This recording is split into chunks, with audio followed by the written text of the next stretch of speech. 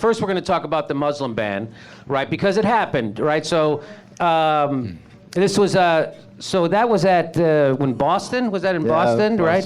So this is in Washington D.C. and it said it's outside the Trump Hotel, heading toward the Capitol. Never seen this kind of thing in D.C. Crowd keeps coming and coming, growing bigger and bigger. Look at that. So I remember it was weird. I remember watching YouTube and I remember hearing a comedian predict that Donald Trump would awaken the left, and this was weird. Wait. That's weird. Was that when I was on your show? It might have been. It might have been when you said that on my show, or maybe it was me. I don't know, and maybe. I seem to recall a guy named Sam Cedar saying you were crazy. I don't follow sports. I don't know who that is.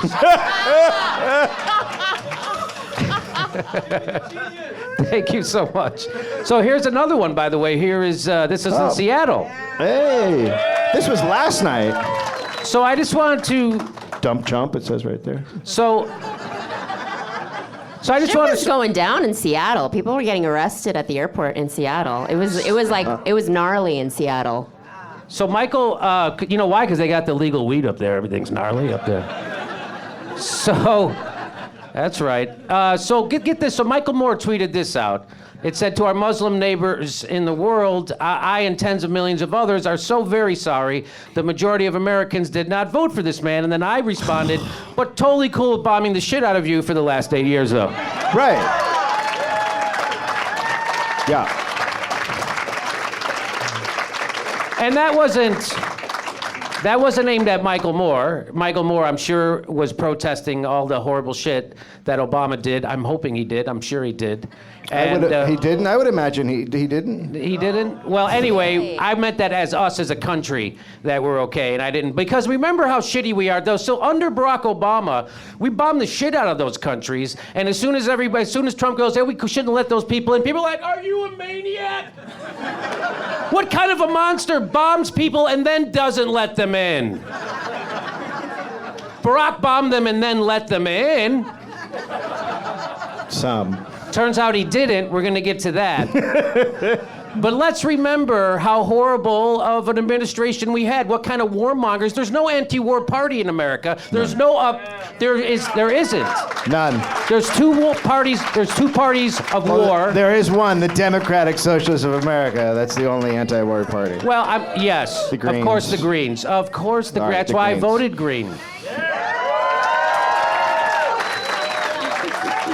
You know, when they say vote for the lesser of two evil, how could a corporatist warmonger be fucking lesser of anything, right? That's not the same. Bill Clinton, by the way, was the greater evil, and I've explained that to you. You know why it was. Yes. And so this is good. This is right now. Trump is just letting people know all the shit we've been doing. We've been bombing those people. How come people aren't upset that we've been bombing the fuck out of those people? That's right. And you can't. We use cluster bombs. In Yemen, yes, we give billions of dollars in cluster bombs to fucking Saudi Arabia, which we manufacture in this goddamn country. Jimmy, there's no protest because we make war crimes happen right here at home. Yes, go ahead. Do you know how much money I'm making from it, though? Yes. Do you have any idea how energized the prosthetics market is? I do appreciate that tip. I did sink a bunch of money into the prosthetics. Hashtag creating jobs. I got a new house. It's all of our jobs whenever these fuckers talk about Trump to remind them, go, yeah, Obama did that. Yeah. Obama fucking did that. That's right. This has to happen all the time. Obama did that, by the way. Obama laid the fucking groundwork for this fucking Nazi to do everything. By the way, right before Barack Obama left office, one of his last acts was, it's illegal for the CIA to spy on Americans, right? They do it all the time, but it's supposed to be illegal. And then the church hearings in '77 talked about that. And so what he did was, his last act, when he left, was he made it okay for the CIA, Trump CIA, Pompeo, for Trump CIA to now look at the metadata that the NSA is collecting on everybody. So now now Donnie Tanahan's Trump and Steve Bannon has my emails and my texts and my fucking phone calls. And any other activists or anybody else who tries to stand up against them, anybody who goes to North Dakota, or anybody who goes to D.C. or Wall Street, Barack fucking Obama just gave them all of our information, and he expanded it, and he repealed habeas corpus. Representative? I didn't know I was a fan of his until now. Wow. Do people... I shouldn't judge someone by their color. Did you guys... What do the blacks say? My bad? Yeah, my bad. How is that funny? I feel like you're not... How is that fun? How can I laugh at that? That was funny. Did you guys also know that Barack Obama bailed out the hedge fund rental owning companies? On his way out the fucking door, he bailed out Blackstone, which is a teetering bubble nightmare that's about to collapse, and he did it on secretly. On the secret. So why is Secretly that bailed a him bad out. thing, Dave? I'll tell you why that's a bad thing. Because I can't afford a fucking house, Dave can't afford a house. and I Not was even- waiting for it to pop. Not even a first house? I'm talking about my third. Because the third one you My can't get a word. tax break. I'm trying to get my third. Do you find that the even-numbered houses are more fun? Well, you know what? I'd like to know, Senator Richard Martin, how many houses do you have? Well, you know, first of all, that's polite. You don't hear me asking you how many abortions you've had. And I bet my number's lower. Oh, you fucking dick. Good luck, good I luck can selling say- a dead baby. 0. I'm Zero. barren. Anyways, it's not a big deal. So the reason why that's bad, but we're going all over the place, but Yeah, the reason sorry. why That's my fault. I took it another way. I'm in the middle of I'm another... mad about the Blackstone thing. I really can't afford a house. By the way, Blackstone, and you saw me talk about it on this show, they were the ones who, before the election, wanted to take our retirement money, make it compulsory that you give it to them, and then they would invest it for you. Blackstone. And the guy said, I don't want to do that. I mean, I'm set. My kids are set. I'm doing this because I want to help the country. You're doing this because if you can get Americans' retirement money funneled straight into Wall Street, they'll build a fucking statue to you on Wall Street. That's why. And that's the same Jagoff who Barack Obama just bailed out. And why is that bad?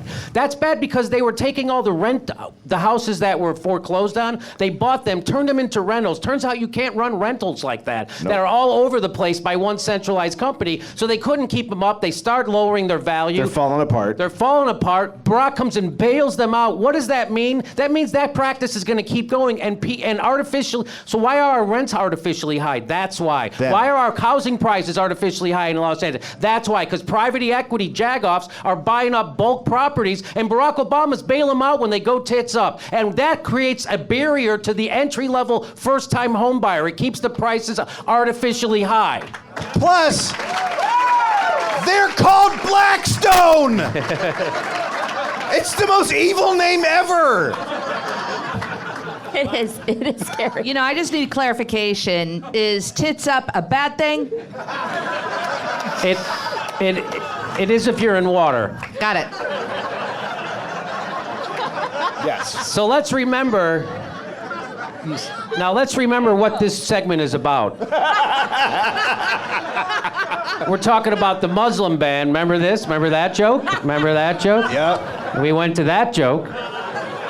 And now, this is how shitty. Now, you've seen me play this before. This is a tape I like to play. And it's Leon Panetta, and he's going to be asked about war. Because this is what happened under the Barack Obama administration. How many countries are we currently engaged in a shooting war? It's a good question. That's, you know, it's You have to stop and count. Oh my God. I'll have to stop and think about that because You got me. You know what? But hold on. That's who we wanted to see at the Democratic National Convention. People were like, how about the old CIA head? That'll get the people fired up. What the fuck? Yeah, that's the guy. Monster. That's the guy who was the head of the defense. I love that. He was like, más o menos, who knows? Let's hear. I want to play that again because it's kind How of. many So countries enraging. are we currently engaged in a shooting war? it's a good question. That's, you know, it's You have to stop and count. I'll have to stop and think about that because Because we're soulless pieces of shit who kill people we don't know. I know, the fact that he's giggling throughout the whole thing. I is think that's just- called an empire moment. So now, people don't know. Now everybody's jumping on the bandwagon. Guys like that, he's trying to be pro-Muslim. Right now, that guy who's fucking laughing about bombing 7 different Muslims. Now he's for. So Madeleine Albright, also by the way. No. Now, if you remember Madeleine Albright, She sounds smart. Madeleine Albright was, yes. So when we did the sanctions against Iraq in the 90s, which lasted all the way to the Iraq War, by the way. So we did sanctions on them, meaning that a bunch of people couldn't get their medicine, they couldn't get food. We were starving the Iraqi people. Well, toughen them up. And toughening them up. Toughen them up a little bit. And there were estimates by UNICEF that 500,000 Iraqi children died because of this embargo. In fact, the two people who were in charge of it resigned because they said it was genocide, right? And we Bill Clinton kept doing it, right? We didn't stop doing it. So here's Madeleine Albright at the time asked about this when she was Secretary of State, and here's what she said. We have heard that 500,000 children have died. I mean, that's more children than died in Hiroshima. And you know, is the price worth it? I think this is a very hard choice, but we think the price is worth it. Empathy. So I got to agree with Madeleine. Hunger is nature's college. So she says that the deaths of 500,000 children were worth it. She's probably the only person that completely misinterpreted the Hunger Games. I mean, you know, she also said that there's a special place in hell for women that don't help other women. Remember that when she said that? Oh, that's right. Do you remember when she went up to North Dakota to help Jill Stein protest against the? I don't remember.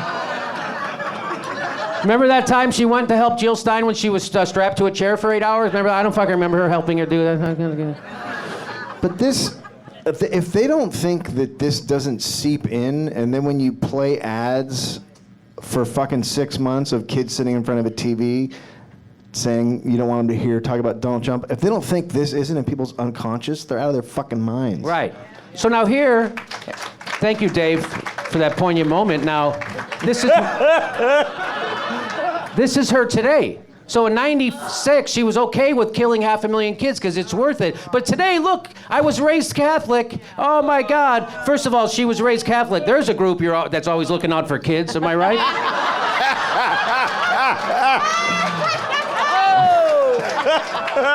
Jimmy! Now I can make that joke. I was raised Catholic. My parents were really Catholic. Like they almost molested somebody. I'm talking, they're hardcore Catholics. Jimmy, that joke was so good, everybody's sphincter tightened. That's how good that joke was. That's what you do when you go into church. So this is the kind of bullshit that drives me crazy to see someone like Madeleine Albright all of a sudden pretend like she's not a fucking war criminal killing motherfucker. That drives me nuts. You don't get to all of a sudden now pretend like you're a progressive, decent human being who gives a shit about poor people in poor countries. Because you didn't then and you don't now. Or give it some fucking time. Or how about this? Yeah. I mean, the immediate switch of it is fucking maddening. It's like you're not in reality. Right. What about, we're going to get to it. But here's what David Sirota said. Maybe now it's clear why MSNBCers, Democratic politicians, and liberal wonks should have been mad when Obama normalized a presidential kill list and mass surveillance.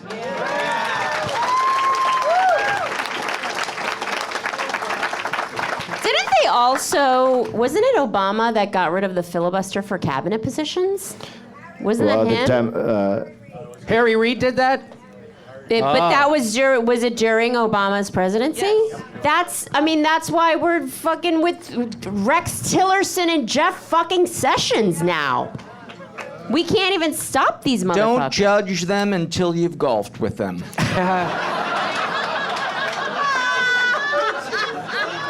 Do not judge a man until you've walked a mile in his spikes. Hey, the next live Jimmy Dore show is February 20th. That's a Monday night in Burbank, California at Flappers Comedy Club. That's February 20th, Monday night. They've been selling out 2 weeks ahead of time, so get your tickets. There's a link for tickets right there. See you February 20th in Burbank, California.